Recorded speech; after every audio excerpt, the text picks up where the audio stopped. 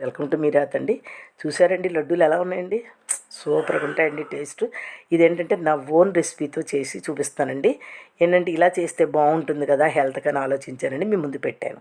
దానికి ఏం చేశానంటే బొబ్బాస్కాయ తీసుకున్నానండి, వాష్ చేశాను, తొక్క తీసాను, దాన్ని ముక్కలుగా కట్ చేసి కొబ్బరి కూరలాగే మనము రెడీ చేసేసుకుంటామండి. ఇగో ఇలాగా రెడీ చేసుకుని స్టవ్ మీదేమో గిన్నె పెట్టుకుని నీళ్ళు వేసుకోవాలండి. ఆ నీళ్ళల్లోని ఈ కూర అంతా వేసి బాయిల్ చేసిస్తామండి. అది 10 మినిట్స్లో ఉడికిపోతుందండి. అది దానికి సరిపోయింది ఏంటంటే పావు కేజీ బెల్లం అయితే సరిపోతుందండి. కొద్దిగా వాటర్ వేసి సిమ్లో పెడితే పాకం వస్తుందండి, తేగ పాకము. ఇవి 10 మినిట్స్ ఉడికిపోయిందండి. దీన్ని ఏం చేస్తామంటే చట్టరంతా తీసి స్ట్రైనర్లో వేస్తామండి, నీళ్లు వడకట్టడం కోసం అనేసి. అలాగ అయిపోయాక అది చల్లారాలండి. ఇంకా చల్లారాక దాన్ని పిండాలన్నమాట. ఈ లోపల మనకు బెల్లం పెట్టాం కదండి, అది కూడా తేగ పాకము రెడీ అయిపోయిందండి, బెల్లం కూడాను. ఇదంతా చల్లారింది కూరు, దాన్ని గట్టిగా పిండేయాలండి.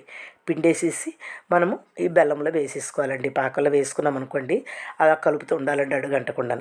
కలిపేసి దానికి 2 యాలకులు వేసేసుకుంటామండి. దానికి అంతేనండి, చాలా మనకి ఈజీ ప్రాసెస్ అండి. ఇది దగ్గర పడ్డాక నెయ్యి కూడా 1 స్పూన్ వేసుకుంటాం, అంతేనండి. ఇప్పుడు ఎందుకంటే చేసి చూపిస్తాను, ఇది కొత్త వెరైటీగా కూడా ఉంటుంది. పిల్లలు పెద్దలు షుగర్ వాళ్ళు అందరూ తినొచ్చండి. షుగర్ వాళ్ళు బొబ్బాస్ పండు తినొచ్చు అంటారు, బెల్లం తినొచ్చు అంటారు. అంచేత నేను ఓన్గా ఆలోచించి మీ ముందు పెట్టానండి.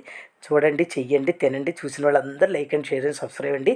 మనకి బొబ్బాస్కాయలు ఈజీగా దొరుకుతాయి కదండి, మీరు కూడా ఒకసారి ట్రై చేయండి. నమస్తే అండి.